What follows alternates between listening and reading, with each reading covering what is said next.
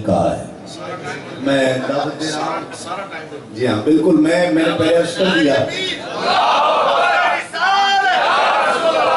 ہم سب کا فخر ہم سب کا سرمایہ شاعر اہل سنت علامہ بدر القادری صاحب سے گزارش کر رہا ہوں تشریف لائیں اور نذرانہ پیش کرنے کی سعادت حاصل فرمائیں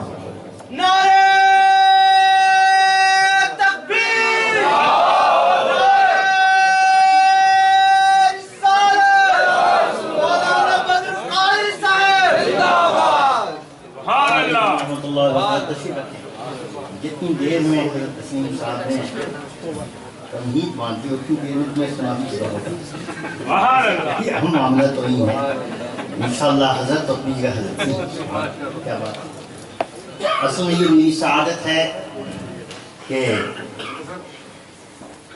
حضرت شاہ صاحب کی تشریف آوری ہوئی اور یقیناً پاشا بھائی کا مجھ پر بڑا احسان ہے پاشا بھائی نے مجھے بتایا کہ ہم لوگ گئے تھے استقبال کرنے حضرت کا میں نے کہا کمال کیا پاشا بھائی آپ ہمارے امیر ہیں یہاں کے اور ہمیں بتایا بھی نہیں آپ نے انہوں نے کہا ہاں وقت نہیں ملا میں نے کہا خیر ٹھیک ہے آپ لوگ گئے آپ لوگ الحمدللہ اس سلسلے میں پیش قدمی آپ نے کی چلیے ہمیں بھی اپنے ساتھی سمجھیے اور ہم ان کے ساتھ ہیں گے الحمدللہ راستے میں آتے آتے دینہاق سے لے کے یہاں تک اتنے ٹوٹے پھوٹے مصرے ہیں جو میں نے جوڑے ہیں انشاءاللہ حضرت کی شان میں منقبت فقیر پیش کرے گا نعرہ تکبیر نعرہ رسالت نعرہ غوثیہ کچھ اور پیش کرنے کی بالکل میں جسارت نہیں کروں گا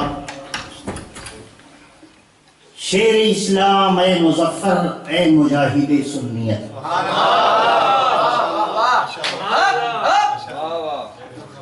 شیر اسلام اے مظفر اے مجاہد سنیت باعث صد افتخار یہ ہے تیری اعلیٰ شخصیت سعید باعث صد افتخار ہے تیری اعلیٰ شخصیت اہل ایمان ناز کرتے ہیں تیرے کردار پر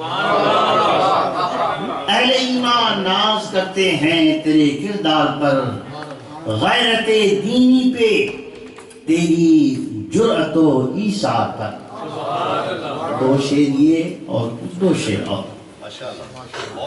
سنیوں کے رہنما سید مظفر شاہ ہیں بہت دیر سے زیارت ہوئی تھوڑی سی صحبت نہیں کی چند منٹوں کی تو یقیناً ہم فقیروں کا یہ کام ہے کہ اپنے آقا زادوں کو جب پائیں تو اپنی مسرت کا اظہار کریں سنیوں کے رہنما سید مظفر شاہ ہیں مقتدا و پیشوا سید مظفر شاہ ہیں اصلاح شدہ نہیں ہے بھی یوں ہی رفرفی ہے اللہ اکبر اللہ اکبر بدعقیدہ نجدیوں کے پرخچے اڑنے لگے بدعقیدہ نجدیوں کے پرخچے اڑنے لگے زیغم احمد رضا سید مظفر زیغم احمد رضا سید مظفر شاہ ہیں اللہ اکبر ملحد و گستاخ سے کہہ دو کہ میدان چھوڑ دو اللہ اکبر ملحد و گستاخ سے کہہ دو کہ میدان چھوڑ دے پاسبانی پر کھڑا سید مظفر شاہ اللہ اکبر تھر تھراہٹ مچ گئی سارے صفِ اعداء میں آج تھر تھراہٹ مچ گئی سارے صفِ اعداء میں آج دین کی سرحد پر کھڑا سید مظفر شاہ اللہ اکبر یوں ہی بند ہے کون ہے میدان میں کون ہے میدان میں جو ان کے مقابل آ سکے غوث خواجہ کے گدا سید مظفر کون ہے میدان میں جو ان کے مقابل آ سکے غوث خواجہ کے گدا سید مظفر شاہ ہیں اہل سنت تیرے قلعوں کو کوئی خطرہ نہیں اہل سنت تیرے قلعوں کو کوئی خطرہ نہیں ہادی حق آشنا سید مظفر شاہ ہے۔ کچھ بے ترکیب سے اشعار ہیں، معذرت کے ساتھ میں نے پیش کر دیا۔ میں یقین تھی، میں نے سوچا حضرت کی تشریف آوری پر کم سے کم میں کچھ ہوں، میرے پاس فقیری ہے، تو میں نے کہا کچھ اشعار ہی پیش کر کے حضرت کی خوشی حاصل کر لوں اور اپنے احباب کو یہ بتا دوں کہ دنیا کے کسی کونے میں بھی مصطفیٰ کا غلام ہو، ایک دوسرے سے شناسہ ہوتا ہے۔ پاکستان کی سرزمین ہو یا دنیا کا کوئی گوشہ، جب بھی سپاہی مصطفیٰ صلی اللہ علیہ وسلم کے دین کے محافظت کا کوئی سپاہی کھڑا ہوتا ہے تو کسی دوسرے سپاہی کو اس سے بے خبری نہیں ہوتی، سید صاحب سے کم آشنا نہیں ہے۔ اللہ تبارک و تعالیٰ ان کے کلمات طیبات ہمیں سننے کی توفیق عطا فرمائے۔ السلام علیکم ورحمۃ اللہ وبرکاتہ۔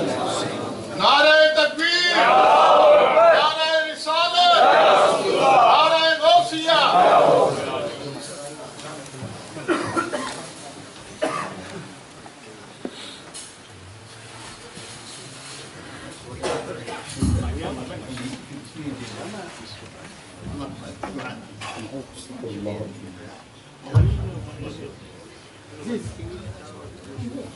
الحمدللہ المبدئ المعید الغنی الحمید والصلاة والسلام علی اشرف الانبیاء خاتم النبیین شفیع المذنبین سید المرسلین سیدنا و حبیبنا و مولانا محمد صلی اللہ علیہ وسلم عبدہ و رسولہ بالہدى و دین الحق ارسلہ۔ اما بعد فاعوذ باللہ من الشیطان الرجیم، بسم اللہ الرحمن الرحیم۔ دنا فتدلى فكان قاب قوسين او ادنى۔ وعن ابي هريره رضي الله تعالى عنه قال قال النبي صلى الله تعالى عليه وسلم والذي نفس محمد بيده لا يسمع من هذه الامه يهودي ولا نصراني ثم يموت لم يؤمن بالذي ارسلت به كان من اصحاب النار، رواه مسلم او كما قال عليه الصلاه والسلام۔ ببركة ان الله وملائكته يصلون على النبي يا ايها الذين امنوا صلوا عليه وسلموا تسليما۔ الصلاة والسلام عليك يا رسول الله، الصلاة والسلام عليك يا حبيب الله، الصلاة والسلام عليك يا جد الحسن والحسين، الصلاة والسلام عليك يا رحمة للعالمين۔ فمبلغ العلم فيه أنه بشر وأنه خير خلق الله كلهم، فانسب إلى ذاته ما شئت من شرف، فانسب إلى قدره ما شئت من عظم، منزه عن شريك في محاسنه فجوهر الحسن فيه غير منقسم، وأبيض يستسقى الغمام بوجهه ثمار اليتامى اسم التر الأرامل، مولاي صل وسلم دائما سرمدا على حبيبك خير الخلق كلهم، رب اشرح لي صدري ويسر لي امري واحلل عقدة من لساني يفقهوا قولي۔ اللہ کی حمد و ثنا نبی کریم صاحب التکریم صلی اللہ علیہ وآلہ وصحبہ وبارک وسلم کی بارگاہ مقدسہ میں انتہائی محبت و عقیدت کے ساتھ درود و سلام پیش کرنے کے بعد تمام تعریف اللہ وحدہ لا شریک کے لیے ہے۔ میں بے حد مشکور و ممنون ہوں مسجد غوثیہ کی جملہ مقدس عہدوں پر فائز تمام مخلصین کا، بالخصوص میرے بھائی جناب حضرت علامہ مولانا سجاد برکاتی صاحب قبلہ مقدس اللہ العالی کا، اور آپ تمامی رفقا تمام عاشقان مصطفیٰ صلی اللہ علیہ وسلم کا، بالخصوص حضور استاذ العلماء حضرت علامہ مولانا بقیت السلف قبلہ سیدی بدر القادری صاحب کا برکات العالیہ، خلیفہ حضور سرکار مفتی اعظم ہند رضی اللہ تعالی عنہ وارضاہ عنہ۔ حضرت گرامی، اتنے بوجھ کے بعد مجھ سے بات کرنے میں کچھ ہچکچاہٹ بھی ہو رہی ہے کہ مجھ جیسا ہچمدہ قطن اور بیکار شخص اس بات کی اہلیت نہیں رکھتا جو قبلہ نے میرے جانب جو بات ارشاد فرمائی ہے۔ میں سمجھتا ہوں کہ یہ میرے دعائیہ کلمات ہیں، اور مجھ جیسے ٹوٹے پھوٹے بکھرے ہوئے شخص کو اللہ رب العالمین ان بزرگوں کی زبانوں سے نکلے ہوئے کلمات تاثیر سے مجھے اس راستے پر گامزن کرے، اور ان بزرگوں کی وراثت جس کی حفاظت میری اور آپ کی تمام کی ذمہ داری ہے کہ ہم آنے والی اپنی اولادوں تک منتقل کریں، اس قافلے کا ایک ادنا سے ادنا سپاہی بلکہ ان سپاہیوں کی خدمت گزاروں میں اللہ رب العالمین مجھے اور آپ کو شمار فرمائے۔ اور میں دعا کرتا ہوں قبلہ حضور قبلہ سیدی بقیت السلف حضرت علامہ مولانا قبلہ بدر القادری صاحب کا برکاتہ عالیہ کے لیے کہ اللہ رب العالمین آپ کا سایہ اور جملہ مشائخ اہل سنت، جملہ علماء کرام کا سایہ ہم طالب علموں اور ہم ان کے چاہنے والوں کے سروں پر اللہ رب العالمین جل وعلا تعدیر قائم و دائم رکھے، اور اللہ رب العالمین جل وعلا ان بزرگوں کی تعلیمات سے ہمیں سبق حاصل کرنے کی اور اس سے درس سیرت اور درس نصیحت لیتے ہوئے اپنی اور اپنے بچوں کی اصلاح کرنے کے اللہ رب العالمین ہمیں توفیق عطا فرمائے۔ میرے دوستو، یہ بزم جو سجائی گئی ہے یہ حضور سید عالم صلی اللہ علیہ وسلم کے معراج شریف کے حوالے سے آج کی بزم سجی ہے۔ خوشگلو خوش الحان ناخواں حضرات نے، قبلہ ساجد قادری صاحب نے، قبلہ حافظ غلام مصطفیٰ صاحب نے، میرے بھائی قبلہ تسلیم صابری صاحب نے، ان ہستیوں نے آپ کے سامنے آ کر ہمارے دلوں کے اندر جو شوق مصطفیٰ ہے اس کو مزید شعلہ زر کرنے کے لیے، اسے مزید اور گرم کرنے کے لیے ایک بہت بڑا حصہ یہاں پر اپنے کرم سے انہوں نے ہمارے سپرد کیا، اور وہ بنیادی سوالات اور وہ بنیادی چیزیں جو ایک مسلمان کے لیے ذات مصطفیٰ کریم صلی اللہ علیہ وسلم اور دین کے ساتھ ہونے کے حوالے سے جس کا اظہار، جس کی بیداری ضروری ہے، اس طرف اب تک توجہ دلائی گئی ہے۔ وقت کیونکہ بہت تھوڑا سے رہ گیا ہے، میں چند باتیں آپ کی خدمت میں یہاں پر ذکر کرنا چاہتا ہوں۔ سفر معراج تو یہ تو گھنٹوں نہیں بلکہ کئی دن تک بھی گفتگو کی جائے تو یہ سرکار دو عالم صلی اللہ علیہ وسلم کے کمالات کا ایسا عروج ہے کہ جس کے ایک باب کا بھی کوئی بندہ حق ادا نہیں کر سکتا، جسے قرآن مبہم الفاظوں میں ذکر کر دے، استعاروں میں ذکر کر دے کہ دنا پس و قریب ہوا، فتدلّا اور ہمارا محبوب ہم سے اور قریب ہوا، فکان قاب قوسین وادنا ہمارا محبوب ہم سے اتنا قریب ہوا جیسے دو قوس، جیسے دو کمانیں قریب ہوتی ہیں، او ادنا اس سے زیادہ قریب ہو۔ تو عربیت سے، قرآن کی ذوق سے اگر کوئی بندہ تھوڑا اس سے بھی تعلق رکھتا ہے، وہ یہاں پر اس مضمون کی گہرائی کو کچھ اشارہ ضرور پائے گا کہ کتنی اونچی رفعت ہے سرکار کی اور کتنی بڑی بزرگی ہے جس کو استعاروں میں اور اشاروں میں قدرت اس کا اظہار فرما رہی ہے کہ سرکار دو عالم صلی اللہ علیہ وسلم کی جلوگری اور پھر سرکار کا ایک عام باہر میں مختصر سے حصے میں، اور مختصر کا حصہ کتنا ہے آپ ذرا اپنی آنکھ بند کر کے کھولیں، اس سے بھی کم عرصے سرکار مکہ شریف سے مسجد اقصی فلسطین پہنچے، وہاں سے پہلے آسمان، ساتویں آسمان سدرۃ المنتہا، اللہ مکان، رب کا دیدار، پھر لوٹ کر چھٹے آسمان پر، پھر 9 دفعہ دوبارہ رب کے پاس گئے اور نمازوں کو معاف کروایا، اور پھر دوبارہ یہ آسمانوں کا سفر کر کے زمین پر تشریف لائے اپنے حجرہ مقدسہ کے اندر، اور عرصہ کتنا گزرا، یہ پلک کو دبا کر کھولنے میں جتنا ٹائم لگتا ہے اس سے پہلے حضور کو معراج ہوئی۔ نعرہ تکبیر، نعرہ رسالت، نعرہ غوثیہ۔ اس میں کوئی گپ، کوئی فضول بات، کوئی لمبی بات، کوئی مبالغہ، کچھ بھی نہیں، یہ بالکل حق اور صحیح ہے، جو قرآن سے بھی ثابت ہے، حدیث سے بھی ثابت ہے، اور ائمہ مفسرین کی کتابوں سے بھی میرے دوستو واضح طور پر ثابت ہے۔ تو یہ سفر مبارک اتنا بڑا عروج کہ سرکار علیہ السلام کو مرحمت فرمایا گیا آنے واحد میں، جس کا سفر مسجد حرام سے مسجد اقصی کا سفر تقریباً 1 مہینے سے 2 مہینے کا تھا، اور وہاں سے مسجد اقصی سے پہلے آسمان کا سفر 500 سال کا تھا، وہاں سے دوسرے آسمان کا سفر 500 سال کا تھا، اسی طرح 7واں آسمان، پھر 7واں آسمان سے سدرہ کا سفر 500 سال، اور وہاں سے لامکان کا سفر، وہاں تو ٹائم اور اسپیس سے ختم ہو گیا۔ وہ ساری رفعتیں اور یہ تمام معاملات جو طے ہوئی ہیں پلک جھپکنے کے اندر طے ہوئی۔ اللہ رب العالمین جل وعلا نے اپنے محبوب کو عزت اور کرامت کے کئی معجزے عطا فرمائے، لیکن جو معجزہ حضور کے شایان شان ہے وہ یا تو قرآن مجید ہے اور دیدار الہی یعنی سفر معراج ہے۔ یہ 2 معجزات ایسے ہیں جو جناب سید عالم صلی اللہ علیہ وسلم کے مقام کو واضح کرتے ہیں۔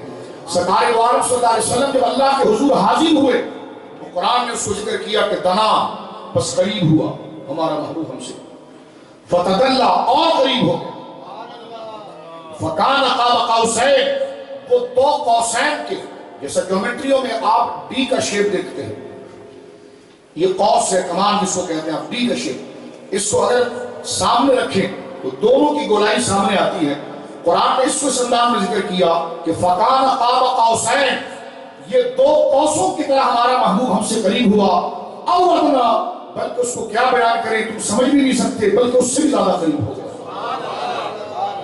ابھی بھائی نے ذکر کیا کہ حضرت موسیٰ علیہ السلام کو بھی طور پر بلا کر ہم کلامی کا شرف دیا گیا لیکن حضور کو بلانا اور حضرت موسیٰ کو بلانا اس میں بہت فرق ہے حضرت موسیٰ کو اللہ کے کلام کو سننے کی سعادت ملنا یہ بہت بڑا معجزہ ہے لیکن ہم اس کو درجے کے اعتبار سے قبول کرتے ہیں کہ رسالت میں سب نبی برابر ہیں لیکن درجے میں سب برابر نہیں تلک رسول فضلنا بعضهم علی بعض اللہ نے بعض رسولوں کو بعض رسولوں پر فضیلت عطا فرمائی ہے کوئی ایسے ہیں جس کو قرآن کہتا ہے منہم من کلم اللہ ورفع بعضهم درجات کچھ وہ ہیں جن سے ہم نے کلام کیا اور اس کے درجے بلند کیے اور کچھ وہ ہیں جن کے درجوں کو ہم نے اس پر بھی بلند کر دیا لیکن یہاں پر جو جلدی سے 3-4 باتیں سمجھنی ہے وہ صرف یہ ہے کہ حضرت موسیٰ علیہ السلام کے دل میں جب یہ آرزو پیدا ہوئی کہ یا اللہ میں تجھے دیکھنا چاہتا ہوں تو قرآن یہ کہتا ہے کہ آپ کو پھر وادی سینا میں بلایا گیا اور طور کے قریب آپ کو لایا گیا اور پھر اللہ رب العالمین جل وعلا سے جب آپ نے اس آرزو کا اظہار کیا کہ یا اللہ میں تجھے دیکھنا چاہتا ہوں تو اللہ نے فرمایا کہ تم مجھے دیکھ نہیں سکتے ہاں اگر سننا بھی ہے تو سننے کے لیے بھی کچھ وقت چاہیے نبیوں کی روحیں بھی لطیف ہیں ان کا جسم بھی لطیف ہے اس میں کثافت کمی کمزوری نقص کہیں نہیں لیکن اس کے باوجود اپنے رب سے ہم کلام ہونے کے لیے رب کریم کی جانب سے حضرت موسیٰ کو ایک مجاہدہ کرایا گیا ایک پوری ریسل کرائی گئی ایک پوری روحانیت کو مزید بلند کرنے کے لیے ایک ایکسرسائز کرائی گئی اور قرآن یہ کہتا ہے کہ 40 راتیں موسیٰ نے وہاں پر گزاری علیہ السلام 40 رات حضرت موسیٰ نے جاگ کر رب کی عبادت کی اور پلک جھپکنے میں بھی زبان آپ کی رب کے ذکر سے رکھی نہیں رات ایک نہیں 40 راتیں مسلسل آپ نے رب کی عبادت کی اور دن کے وقت روزہ رکھا یہ اس لیے تھا کہ محبوب موسیٰ تیری روح اور زیادہ کمان پکڑے اور ہمارے ذکر سے وہ نرم سے نرم اور لطیف سے لطیف اور پاکیزگی کے اعلیٰ مرتبے پر پہنچے پھر تو ہمارے کلام کو سننے کی طاقت رکھے گا لیکن مصطفیٰ وہ ہے جنہیں رات کو جگایا نہیں گیا نہ دن میں روزہ رکھوایا گیا آپ کی روح مبارک کا الطف ہونا اور پاکیزگی کے اس مرتبے پر ہونا کہ محبوب سوئے ہوئے ہیں اور اپنا دیدار کرایا سوئے ہوئے حالت میں بلا کر اپنا دیدار کرایا جا رہا ہے اور اپنی آواز سے سامع نماز کرایا جا رہا ہے اس سے آپ اندازہ لگائیے حضرت موسیٰ کو صرف اپنی آواز سنانے کے لیے رب کا کلام سے آواز سے پاک ہے یعنی اپنا آپ سنانے کے لیے اپنا کلام سنانے کے لیے جب رب نے بلایا تو پہلے 40 راتیں اور 40 دن اور پاکیزگی کی طرف سفر کو طے کروایا کیونکہ میرا کلام اتنی اہمیت اور اتنی جلالت والا ہے جس کو سننے کے لیے انبیاء کی روحوں میں بھی اس کو اور اوپر اٹھایا جاتا ہے لیکن مصطفیٰ وہ ہیں جو رات کو مسلح پر نہیں تھے اپنے بستر پر سو رہے تھے آپ کو نیند کی حالت میں اٹھا کر دیدار کرایا گیا تو پتا چلا جو 40 راتیں جاگ کر اور 40 رات دن روزہ رکھ کر حضرت موسیٰ کی روح نے جو کمال اب پایا تھا اس سے کروڑ گنا کمال حضور کی روح اس حالت میں رکھتی تھی کہ جب حضور بستر پر سویا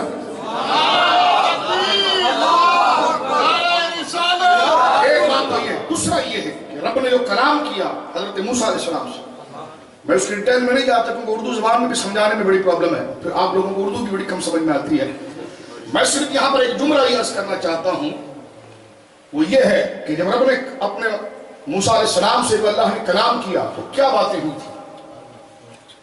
ہوئی تھی کیا کلام ہوا تھا تو جب رب سے خود آپ پوچھیں کہ یا اللہ حضرت موسیٰ سے کوہ طور پر تو نے کیا کلام فرمایا تو اس کی ایک بات پر اللہ نے ذکر فرمایا کہ میں نے موسیٰ سے پوچھا تھا وما تلک بیمینک یا موسیٰ اے موسیٰ یہ تیرے ہاتھ میں جو دائیں ہاتھ میں لاٹھی ہے یہ کیا چیز ہے؟ یہ تیرے دائیں ہاتھ میں ہے کیا؟ تو پھر موسیٰ علیہ السلام ہم کلام ہوتے ہوئے رب کو جواب دیتے ہیں کیا مقام ہے؟ سبحان اللہ، بندہ اپنے رب سے باتیں کر رہا ہے، سبحان اللہ۔ اور اس میں کوئی الفاظ میرے پاس نہیں، بلا تشبیہ بلا تمثیل سمجھیے، براہ راست کلام سنا جا رہا ہے۔ جیسا رب کا کلام ہے، اس احکم الحاکمین کا کلام ہے، ویسے کلام کو حضرت موسیٰ سن رہے ہیں، اس حقیقی کلام کو سن رہے ہیں۔ اور اس حقیقی کلام میں حضرت موسیٰ سے رب کریم نے اس بات کو ذکر کیا کہ یا اللہ کیا کلام تو نے کیا، کیا باتیں حضرت موسیٰ سے کی؟ تو رب نے فرمایا کہ ہم نے پوچھا موسیٰ سے، موسیٰ یہ تیرے دائیں ہاتھ میں کیا ہے؟ تو پھر موسیٰ علیہ السلام نے پوری اس کی تفصیل بیان کی، میرے دائیں ہاتھ میں لاٹھی ہے، یا اللہ میں اس سے پتے جھاڑتا ہوں اور اپنی بکریوں کو کھلاتا ہوں، اور یا اللہ جب تھک جاؤں تو پھر اس سے ٹیک بھی لگاتا ہوں۔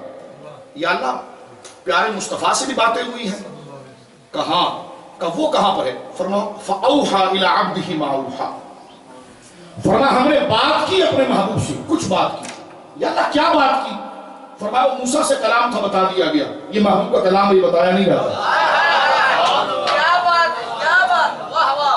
فرمایا وہ موسیٰ سے کلام تھا جو بتایا گیا، اس سے آپ اندازہ لگائیے کہ جو کلام ہوا ہے، جو باتیں ہوئی ہیں رب کریم نے، جو حقیقی باتیں، جو ضروری باتیں ہوئی ہیں، اس کو عام نہیں کیا گیا بلکہ اس کو اس جامع میں ذکر کر لیا گیا کہ فَأَوْحَى إِلَىٰ عَبْدِهِ مَا أَوْحَى، جو ہم نے اپنے محبوب سے کہنا تھا کہہ لیا، جو محبوب نے سننا تھا سن لیا۔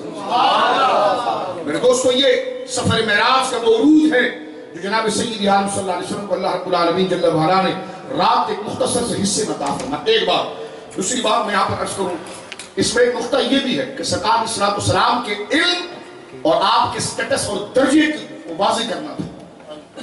اور میں یہاں پر ایک جملہ مزید عرض کروں آپ کے لیے کہ توجہ ہو، ہمارے اہل سنت میں دو مجلسیں بڑی پابندی سے ہوتی ہیں، دو مجلسیں بڑی پابندی سے، ایک میلاد شریف کی، ایک معراج شریف کی،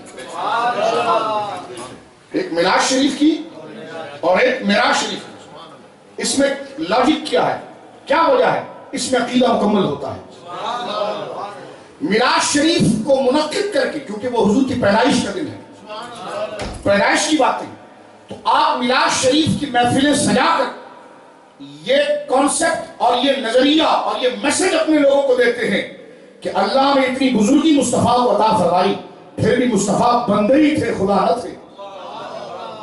بندے ہی، یہ پاؤں رسی کے بندے ہی تھے، بندے ہی تھے۔ اور کیونکہ دیکھیے حضور کے ذکر کے آداب ہالینڈ میں آ کر تبدیل نہیں ہو جاتے، کلمہ پڑھنے والا کلمہ پڑھنے والا، ڈسکو ڈانس مارچ والے انداز اور ہوتے ہیں، محبوبوں کی محفل میں بیٹھنے کے آداب اور ہوتے ہیں۔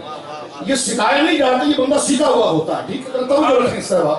اور اس میں کوئی ناراضگی کی بات ہے، ایسی بات ہے، اس لیے کہ یہاں پر کوئی کچھ نہیں ہے، صرف ذکر آمینہ کے لال کا ہے۔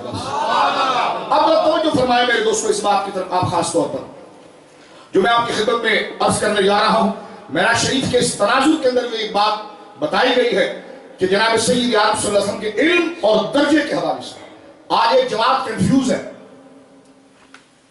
اور کنفیوز جماعت کے لیے اللہ نے کلمہ عطا فرمایا کہ اشہد ان محمد عبدہ و رسولہ، کہ محمد صلی اللہ علیہ وسلم اللہ کے بندے ہیں، اور بندے تو ہیں، رسول بھی تو ہے۔ اب آپ دیکھیں اہل سنت جو عقیدے میں مکمل ہے، بیلنس رکھتے ہیں، ان سے یہ ظاہر ہوتا ہے کہ میلاد شریف کی محفل ہم سجا کر یہ پیغام دیتے ہیں کہ حضور خدا نہیں ہے، کیونکہ خدا پیدا نہیں ہوتا، وہ پیدا ہونے سے پاک ہے۔ حضور علیہ السلام کی اتنی بزرگی جو ابھی نعتوں میں ذکر کی گئی ہے یہ حق ہے، لیکن اس کے باوجود حضور بندے ہیں، خدا۔ تو کسی نے اگر اسی بات کو لیا اور عبدہ پر لگا رہا کہ سبحان اللہ اسرا، میں ایک مولوی صاحب کی تقریر سن رہا تھا، وہ تقریر کر رہے سبحان اللہ اسرا بعبدہ بعبدہ بعبدہ، تو میں نے کہا یہ عبدہ بھی تو کمال ہے نا، تجھے تو تیرا استاد اپنا شاگرد نہ کہے، مصطفیٰ کو تو رب اپنا بندہ کہہ رہا ہے، یہ بھی تو کمال ہے نا۔ رب نے تو آسمان و زمین ہر شے بنائی ہے، لیکن اپنا تعارف جب رب نے کرایا تو فرمایا فلا وربک، اے مصطفیٰ تیرے رب ہونے کی قسم ہے، تیرے رب ہونے کی قسم ہے۔ تو اب ذرا توجہ فرمائیے، اب نور بھی عبد ہے، انسان بھی عبد ہے، ہر وہ چیز عبد ہے جو مخلوق ہے۔ عبد کہنے سے حضور کے نورانیت کی نفی نہیں ہوتی، کبھی یہاں تو کہا گیا عبدی، عبد کو لے گیا، نور کہاں رہے؟ تو عبد کہتے ہیں، ان جہلا کو میں کہہ دوں، عبد کہتے ہیں مخلوق کو۔ عبد کس کو کہتے ہیں اصلاً؟ مخلوق کو۔ ما سوا خدا کے ہر شے عبد ہے، نور بھی عبد ہے، انسان بھی عبد ہے، پہاڑ بھی عبد ہے، آسمان بھی عبد ہے، روح بھی عبد ہے، ہوا بھی عبد ہے، ہر شے عبد ہے۔ لیکن جسے عبد مطلق کہا گیا، اس کے آگے پیچھے اشارے دینے کی ضرورت نہیں کہ کون سا بندہ، صرف یہ کہہ دیا کہ ہمارا بندہ، تو اس سے صرف مصطفیٰ مراد ہے۔ مصطفیٰ مراد ہے۔ اس طرح قرآن میں کہا الرحمن علم القرآن، رحمان کون ہے؟ فرمایا جس نے قرآن سکھایا۔ خلق الانسان، انسان کو پیدا کیا، علم البیان، اور علم عطا فرمایا۔ اب یہاں پر مفسرین الجھ گئے، انسان سے مراد کیا ہے؟ کس انسان کو علم سکھایا؟ بہت سے ایسے تو جاہل رہ جاتے ہیں، بہت سے ایسے جن کو سیکھنے کی طاقت دی جاتی ہے، تو ایک لفظ میں تفسیر کیا ہوگی؟ تو علامہ صاحب الرحمانی نے فرمایا اس انسان سے مراد ہی مصطفیٰ ہے، کیونکہ جب انسان مطلق کہا جائے، ڈائریکٹ کہا جائے کہ جس میں انسان کی خوبیاں بیک وقت ہمیشہ کے بدل ہو، وہ سوائے مصطفیٰ کی کوئی ہے نہیں۔ اسی لیے امام احمد رضا نے ترجمہ کیا خلق الانسان علمہ البیان، کہ انسانیت کی جان مصطفیٰ کو پیدا کر کے ہے۔ تو میرے دوستوں ذرا توجہ رکھیں، آپ میراث شریف میں آپ اس عقیدے کو درست کرتے ہیں توحید کے حوالے سے کہ حضور خدا نہیں۔ میراث شریف شرک کو ختم کرتا ہے اور توحید کے اصل چہرے کو واضح کرتا ہے۔ میراث شریف، کیونکہ میلاد برتھ ڈے کو کہتے ہیں، برت کے منتھ کو کہتے ہیں، مہینے کو کہتے ہیں، یا ایسی محفل کو کہتے ہیں جس میں حضور کے پیدائش کی باتیں کی جائیں۔ اور حضور علیہ السلام کی پیدائش کے عقیدے کو قبول کرنے سے یہ بات واضح ہو جاتی ہے کہ جسے اللہ نے اپنی خدائی میں سب سے بڑی عزت عطا فرمائی، وہ اللہ کے بندے رہے، خدا نہ بنے۔ یہ تو کلمے کا وہ مفہوم ادا ہوا جس کو آپ کہتے ہیں اشہد ان محمدن عبدہ، میں رسول ہوں تو معراج میں ظاہر ہوا ہے، رسول ہوں تو معراج میں ظاہر ہوا۔ تو کہیں یہ نظریہ ذہن میں الجھ کے رہ جائے کہ حضور بندے ہیں بندے ہیں بندے ہیں، تو اس موضوع پر کوئی الجھ نہ جائے اور اپنی طرح بندہ نہ کہے، تو پھر اہل سنت اس کو بیلنس کرنے کے لیے معراج کے واقعے کو ذکر کرتے ہیں کہ یہ ایسے بندے ہیں کہ ساری خدائی نیچے رہ گئی، سارے بندے نیچے رہ گئے اور ساری بندگی کے تقاضے نیچے رہ گئے، اور یہ اصل تقاضا لے کر یہ بندہ خاص ماورا اور لامقام تشریف لے گئے۔ جبریل نیچے رہ گئے، آسمان نیچے رہ گیا، سدرہ نیچے رہ گیا، ساتوں آسمان نیچے رہ گئے، ہر شے نیچے رہ گئی، اور حضور پھر لامقام تشریف لے گئے۔ ایک بات میں یہاں پر مزید عرض کر دوں، حضور کو 10 مرتبوں میں سحر کرائی گئی۔ یوں سمجھ لیجیے آپ کہ جو حضور کو زمین سے لے کر آسمان، یہ بخاری شریف، یہ سورہ بنی اسرائیل 15ویں پارے کی پہلی آیت ہے، سورہ نجم کی 18 آیتیں ہیں، بخاری شریف کتاب الصلاۃ کی کیف فرض الصلاۃ اس باب کے اندر حدیثیں موجود ہیں، مسلم شریف میں موجود ہیں۔ یہ بھری ہوئی کتاب ہے حضور کے معراج کے سفر سے، 18 آیتیں صرف سورہ نجم کے اندر بیان کی گئی۔ سورہ بنی اسرائیل کی ابتدائی آیت حضور کے معراج کو بیان کرتی ہے، اور ایک الگ جگہ پر قرآن نے معراج کے انداز بیان کیا کہ وَلَقَدْ آتَيْنَا مُوسَىٰ الْكِتَابَ، اے حبیب ہم نے موسیٰ کو کتاب دی۔ یقین ہے حبیب، یقین ہے۔ جب حضور معراج پر گئے تو اللہ نے فرمایا محبوب پوچھ لے اب موسیٰ سے، موسیٰ سے پوچھ لے کہ ہم نے بنی اسرائیل کو کتاب دی تھی کہ نہیں دی تھی۔ اب موسیٰ علیہ السلام سے جب مل کر حضور واپس آئے ہیں تو حضور نے موسیٰ علیہ السلام کو خواب میں دیکھا، حضور نے موسیٰ علیہ السلام کو کیا ان کی روح کو دیکھا، تو قرآن ذکر کرتا فَلَا تَكُنْ فِي مِرْيَةٍ مِّن لِقَائِهِ، محبوب تو نے موسیٰ ہی کو دیکھا، اور موسیٰ کے دیکھنے کو شک نہ کرنا، وہ موسیٰ ہی تھے جو اپنی قبر میں بھی تھے، مسجد اقصیٰ میں بھی تھے، اور چھٹے آسمان پر۔ یہ آیت کریمہ بھی واضح طور پر حضرت موسیٰ علیہ السلام اور انبیاء کی حیات کی میرے دوستو سب سے بڑی دلیل ہے۔ 10 درجے علماء نے تقسیم کیے ہیں کہ 10 سٹاپ آپ کہہ لیجئے جب حضور علیہ السلام تشریف لے گئے۔ اس میں سے ایک بات میں عرض کروں، یہاں پر سرکار جب پہلے آسمان پر پہنچے نا تو وہاں پر حضرت آدم علیہ السلام نے حضور کا استقبال کیا اور جملہ یہ بیان فرمایا مرحبا بے ابن الصالح و نبی الصالح، تیرا آنا مبارک ہو اے میرے صالح بیٹے۔ یہاں پر مولا علی قاری بڑی پیاری بات ہے، فرمایا صالح کیوں فرمایا، صالح کیوں فرمایا؟ تو فرمایا صالح صلاحیت سے ہے، صالح صلاحیت سے ہے. یعنی معنی کیا بنا؟ معنی یہ بنا اے وہ میرے بیٹے جو پلک جھپکنے سے زمین سے عرش تک جاتا ہے. اے وہ میرے بیٹے جو تنہا کھڑے ہو کر اپنی ساری امت کو بخشواتا ہے. اے وہ میرے بیٹے جو رب کو دیکھتا بھی ہے اور رب سے ہم کلام بھی ہوتا ہے. ایک ایک لمحے پر حضور علیہ السلام کے اعزاز کے لیے انبیاء کو کھڑا کیا گیا. اور ایک بات اور ہے، اس سے پہلے بخاری شریف کے اندر موجود ہے، مسلم میں موجود ہے، نسائی میں موجود ہے کہ سرکار علیہ السلام جب آسمانوں کی طرف جانے سے پہلے آپ کا براق، یہ بھی بڑی تفصیل ہے، براق بجلی سے، برق سے، وہ بجلی کی سواری تھی. یہاں پر اگر لائٹ کی ایک ایسی مصنوعی کرسی بنا دی جائے اور مولوی صاحب کو کہا جائے بیٹھے تو بیٹھ سکیں گے اس پر؟ دھڑام سے گر جائیں گے. اس لیے کہ ان کے لیے کرسی لکڑی کی چاہیے، کوئی مضبوط چاہیے. ایک ایسی لائٹ کی اگر کرسی بنا دی جائے تو گر جائیں گے کیونکہ وہ کثیف ہیں. اور حضور جس پر بیٹھے وہ براق تھا، وہ عام خچر کی طرح گوشت پھوشت والا نہیں تھا، وہ نور تھا. اس کا نام ہی براق ہے. اور بندہ دھوئیں پر نہیں بیٹھ سکتا، آگ پر نہیں بیٹھ سکتا، لائٹ کی روشنی پر نہیں بیٹھ سکتا کیونکہ وہ لطیف چیز ہے اور بندہ کثیف ہوتا ہے. حضور براق پر بیٹھے اور سفر کیا. کیا مطلب ہے اس کا؟ کہ اس میں واضح ثبوت ہے کہ اللہ نے آپ کو بشریت کی جلوہ گری بھی عطا فرمائی اور نورانیت کی جلوہ گری. براق پر بیٹھا کس طرح جائے گا؟ اور پھر براق برق سے مبالغہ ہے. آج سائنس اس بات کو پروف کرتی ہے، ذکر کرتی ہے کہ یہ جو آسمانوں پر بجلی کڑکتی ہے، اس کے ایک حصے کو بھی ہم کنٹرول کریں یا سمجھیں یہ ہمارے اختیار میں نہیں ہے. اور حضور جس پر بیٹھے تھے وہ براق تھا جو اس سے کئی گنا زیادہ سخت طاقت والا تھا. کیونکہ الذین یؤمنون بالغیب، مومن وہ ہے جو غیب پر ایمان لاتا ہے. خواہ مخواہ کی تعبیر کی ضرورت نہیں ہے، مومن کا کام نہیں ہے. تو براق جو ہے اس بجلی اور برق سے زیادہ سخت نور والا تھا اور حضور اس پر بیٹھے.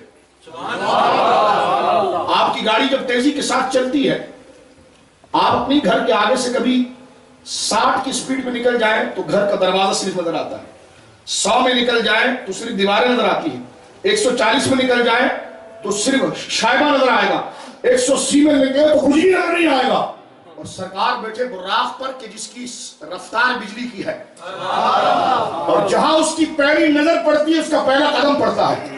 تو جب بندہ تیز رفتار میں جاتا ہے تو چیزوں کو دیکھ نہیں سکتا. کیوں؟ اس لیے کہ اس گاڑی، اس سواری کا اثر بندے کے اوپر پڑتا ہے. مصطفیٰ وہ ہے کہ آپ کا اثر لوگوں پر پڑے گا، آپ پر کسی کا اثر نہیں پڑتا. اس لیے جب براق اڑا تو مسلم شریف میں موجود ہے، نبی پاک نے فرمایا مرّا علی قبر موسیٰ ہوا قائم یصلی فی قبرہ، میں موسیٰ کی قبر سے اوپر سے گزرا اور میں نے دیکھا موسیٰ اپنی قبر میں کھڑے ہو نماز پڑھ رہا. ایک بات یہاں پر یہ بھی سمجھیے آپ اپنے مزاج سے اس کو سمجھنے کے لیے، اگر یہ جو ونڈ سکرین ہوتی ہے کار کی، اس کو اگر ہٹا دیا جائے آپ ڈرائیونگ کر سکیں گے؟ کیونکہ سامنے سے ہوا کا پریشر اتنا آئے گا کہ وہ آپ اپنے کپڑوں کو بھی سنبھال نہیں پائیں گے. اب اسی کو اگر آپ رن وے پر لے جائیں اور جس وقت فلائٹ رن وے کے اوپر دوڑتی ہے اس وقت بیگ آپ کو باندھنے کا حکم دیا جاتا ہے. حالانکہ آگے سے سپورٹ بہت ہے، پھر بھی کہیں جھٹکا نہ لگے، کچھ نہ لگے.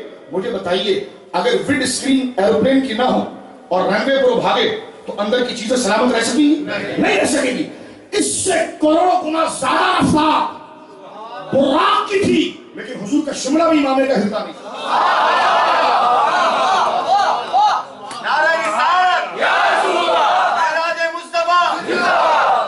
یہ مقام مصطفیٰ ہے کہ عارضی چیزوں کا اثر حضور کے بدن پر نہیں ہو رہا.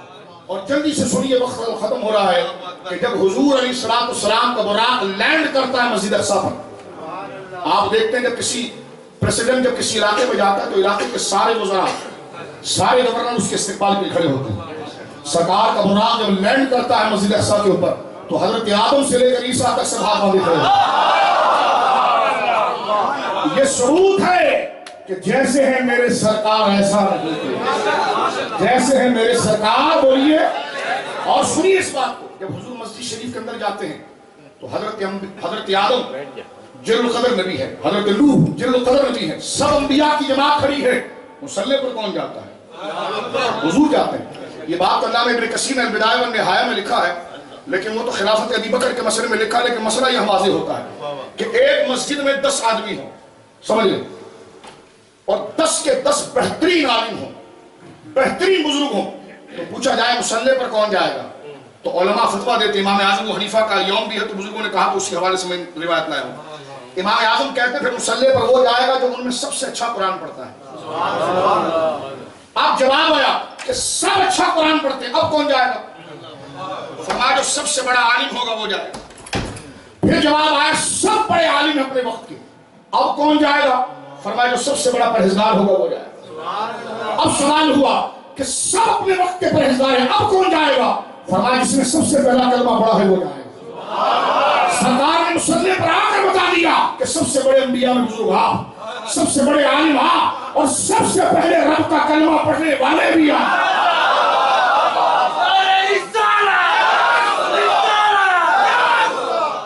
ये मेराज की रात का ये वो समा है। और आप देखिए कल मुझे कहीं टकर गया सफर में, कहने का हुजूर को तो नमाजें पढ़ना जिब्रील ने सिखाई थी।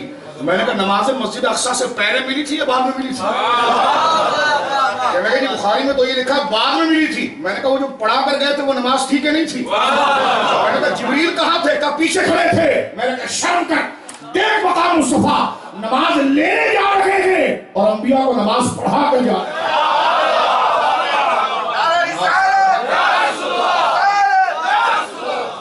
पढ़ा कर जा रहे हैं। और एक जुमला यहाँ पर मजीद सुनिए, सरकार ने जब 7 आसमानों का सफर कर लिया, सिदरा पर आप पहुंच गए, सिदरतुल मुंतहा पर आप पहुंचे। सिदरा के बारे में अल्लामा अली कारी ने, उम्दतुल कारी ने, तमाम मुहद्दिस ने लिखा कि सिदरा बेरी का एक दरख्त है। जल्दी से जरा 2-4 जुमले सुने। बेरी का दरख्त है और उसके ऊपर जो पत्ते हैं वो हाथी के कान जैसे हैं। ये फजूल बातें नहीं, ये अपने वक्त के संजीदा लोगों ने अपनी किताबों में सबसे ऊपर लिखा है, ये बेकार बातें नहीं। तो हाथी के कान की तरह उसके पत्ते हैं और हमारे इसकी तशबीह बयान की कि नहीं वो पत्ते नहीं है, उस पर हरे कलर के परिंदे लगे हुए हैं और वो दरख्त जो है सिदरा वो दूर से और करीब से हरा नजर आता है, बिल्कुल ग्रीनी उसकी वाज़ेह होती है, हरा नजर आता है। मुलानी कारी कहते वो हरा क्या है? फिर एक कौल लाते हैं, फरमा वो हरे परिंदे हैं कुछ, उस पर चिमटे होते हैं। तीसरा कौल लाते हैं कि नहीं, करीब जाकर देखें तो वो हरे परिंदे नहीं, वो अंबिया की रूहें हैं जिनका रंग खुदा ने हरा बनाया है, जिनका रंग खुदा ने हरा बनाया है। यानी आलम मिसाल के अंदर अंबिया की रूहों का रंग क्या है? हरा। हमारे सूफिया अक्सर मुजाहिदात के अंदर एक रंग को खास करते हैं और फिर उसके तहत जिक्र इलाही करते हैं। कोई ब्लू का रंग होता है, कोई नीला रंग होता है, मैंने कभी हरा खास करके देखे आप? हाँ, ये फकीर का एक नुस्खा है, आप कभी आजमाएं, कभी हरा खास करके देखें। खलवत में बैठे, आंखों में हरियाली लाएं और फिर अल्लाह की जगह लगाएं, तो इस रूह में वो हरापन आएगा जो आलम मिसाल में अल्लाह रब्बुल आलमीन ने बुलंदी की बिना पर हज़रात अंबिया को अता फरमाया।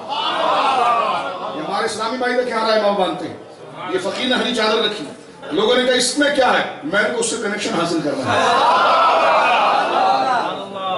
उससे कनेक्शन हासिल करना है, सिस्टम ले लिया है, बुजुर्गों के साथ जुड़कर अपनी लाइन भी चार्ज कर दी है। अब उस कॉल का इंतजार कर रहे हैं कि सिग्नल पूरा आ रहा है, वहां से घंटी कब बजाई जाती है।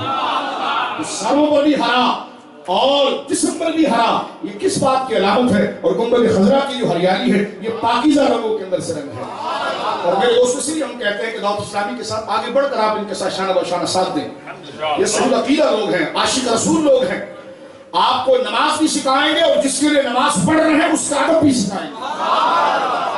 ऐसों के पीछे ना घूमे कि जिनको अंबिया का नाम लेना नहीं आता, जिनको सईदा आयशा का नाम लेना नहीं आता, जो बदबख्त 17 साल दाढ़ी बढ़ाने में लगा देते हैं और अपनी तकरीरों में कहते हैं कि आयशा सिद्दीका रसूलुल्लाह की सोहबत में रहकर न बदली। तो ऐसे फिरौन और ऐसे तय्यूस के पास बैठकर तुम क्या करोगे कि जिसके पास तुम्हें नमाज का स्टाइल तो मिल जाएगा लेकिन ईमान नहीं।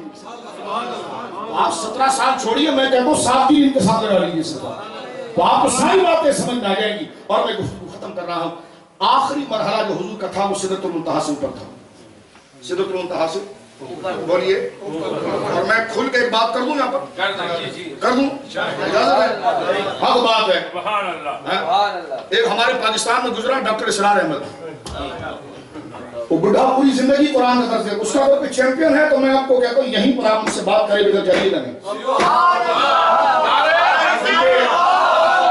क्योंकि ये तहमत नहीं है।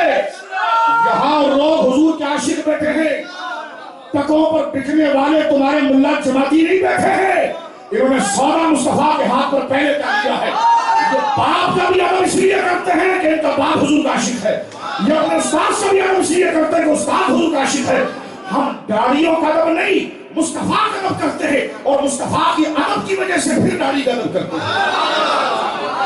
दाढ़ी कोई अमृतसर के सिख ने कम रखी है, जरा तवज्जो करें आप इसके ऊपर। उसने एक जुमला लिखा जिससे दिल छन्नी छन्नी हो जाता है। वो कहता है कि हुजूर अलैहिस्सलाम को सिदरा से ऊपर मेराज नहीं हुई। तो कह रही हम तो उसका दर्से कुरान सुनते हैं। मैंने कभी इश्क़ रसूल सुने आप? क्योंकि उसमें तो हुजूर ने पहले फरमाया कि कुरान तो भर पढ़ेंगे हो, कुरान तो भर पढ़ेंगे हो।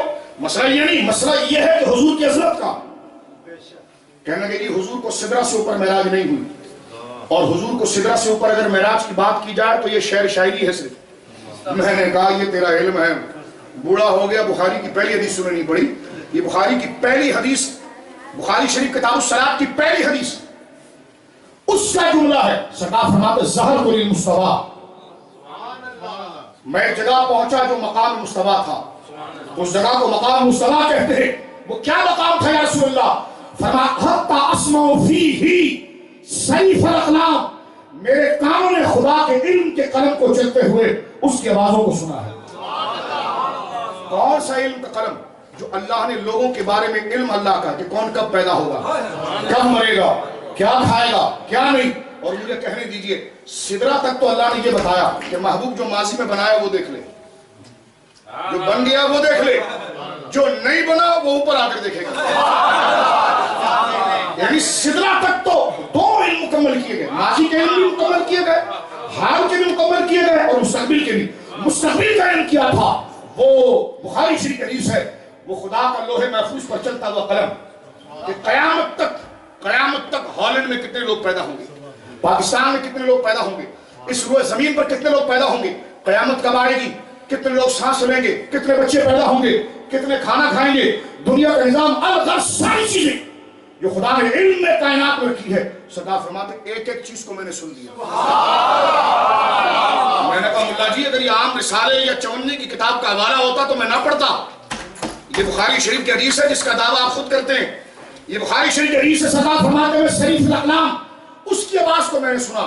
हजरत अल्लामा आइनी जो बुखारी के सबसे ऊंचे शायर हैं, वो यहाँ पर पहुंचे तो उनको वजद आया, कहते वल्लाहि हाज़िल मुंतहा,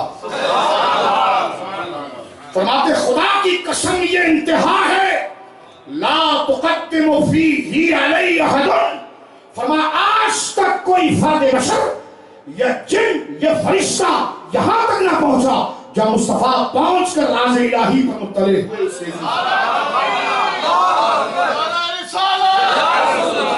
उसके इल्म से मुत्तले हुए और सरकार दो आलम सल्लल्लाहु अलैहि वसल्लम को इल्म की वो सराबी कराई गई और ये बता दिया गया कि रिफत भी आपकी है, सबसे बुलंद भी आप है। बोले सुभान अल्लाह।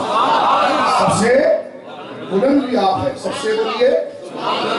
एक जुमला यहाँ पर ये भी खुजली होती है, नहीं अल्लाह को नहीं देखा तो मैंने कहा तुझे क्या कराना, जब अल्लाह ने दिखा दिया अपने आप को तो तुझे क्या मस्ती है, कहे अल्लाह को नहीं देखना। मैंने कहा सब कुछ मान के एक ना एक कीड़ा तुम रखोगे, तो जब हुजूर को मान रहे हो तो खुले दिन से मारो, तो कलमा तो तुम हुजूर का पढ़ रहे हो ना, कोई मुस्लिम लीग और पीपल्स पार्टी वाला फड्डा यहाँ तो नहीं। हुजूर को माज़अल्लाह अपनी अगेंस्ट जमात का ये लीडर समझ रहे हो। जब हुजूर का कलमा पढ़ते हो तो शान मानने में क्या हर्ज है। अब साबरी साहब ने आपके सामने कलाम पढ़ा, मुस्तफा ने पढ़ा, इनको आप जानते भी नहीं होंगे, लेकिन शान हुजूर के बयान की तो आप खुश हो गए। हाँ हुजूर के बयान की तो आप खुश हो गए, इसलिए कि हमारा रिश्ता क्या है, वो हुजूर के इश्क का है। क्या है बोलिए, हुजूर के। यहाँ पर बड़ी प्यारी बात हज़रत मुजद्दिद साहब ने और हज़रत ने लिखी है। फरमा बताओ जन्नत में रब का दीदार होगा? जी होगा, बुखारी शरीफ में मौजूद होगा, कुरान में मौजूद है, जी होगा। कि सब लोग रब को देखेंगे? कहा जी देखेंगे। फरमाइए कब होगा? कहने लगे जी आखिरत में होगा। फरमा हुजूर ने भी दुनिया में रब को नहीं देखा, आखिरत में देखा है। वो कैसे? क्योंकि दुनिया तो सिदरा पर खत्म हो गई, उसके बाद तो जमाना ही आखिरत का। साहब ने बड़ी प्यारी बात की। फरमा उसके बाद का जमाना जो है वो आखिरत का। अब मिसाल के तौर पर सुनिए, सरकार जहन्नम के करीब पहुंचे ना, हदीस में आता है, वहां पर सूदखोर का अजाब देखा, बेनमाजी का अज़ाब देखा, ابھی وہ بے نمازی جہنم میں گیا ہے؟ نہیں. وہ خور جنت میں جہنم میں گیا ہے؟ بولیے نہیں گیا. کب جائے گا؟ آخرت میں. تو جو آخرت میں جو ہونا تھا وہ حضور کو پہلے دکھایا گیا. ابے میں کہتا ہوں جب یہ دکھا دیا گیا تو رب کو بھی وہ آخرت میں دیکھنا ہے. جہاں حضور کے لیے خاص آخرت کی چیزیں پہلے دکھائی گئی، وہی آپ کے کلمہ پڑھنے والے آخرت میں رب کو دیکھیں گے آپ کے وسیلے سے، اور آپ کو اللہ نے برتری اور بزرگی دینے کے لیے پہلے دکھا دیا. اس میں کون سا اتنا؟ جہاں حضور نے دیکھا وہاں دنیا تھی نہیں. وہاں دنیا، بولیے دنیا تھی نہیں، وہ سب کے سب آخرت تھا. اور رب نے کیسے دیکھا؟ تو حضرت عبداللہ بن عباس کہتے ہیں رعا محمدن ربہ مرتين مرتن ببصرہ ومرتن بفؤادہ. ایک دفعہ حضور نے سر کی آنکھوں سے رب کو دیکھا، سبحان اللہ. ایک دفعہ دل کی آنکھوں سے. اللہ جی جو آیت تو پڑھتا ہے نا وہ ہم بچپن سے پڑھتے ہوئے آئے، ابھی میرے پاس ٹائم نہیں ہے. وہ ہم سب مانتے ہیں آپ کا استدلال کیا ہے، لیکن یہ جواب ذرا سنیے کہ آخرت میں تو سب نے دیکھنا ہے جو حضور کو اللہ رب العالمین نے آخرت کی چیزیں پہلے عطا فرمائی، اور وہ بھی اس کے لیے عالم آخرت کا منظر بنا کر وہ شے ساری عطا فرمائی. تو معراج شریف کے لیے میرے دوستو انسان کی عقل حیران ہو جاتی ہے کہ تفصیل سے بیان کرے تب بھی وہ پریشان ہوتا ہے. اور چند نکات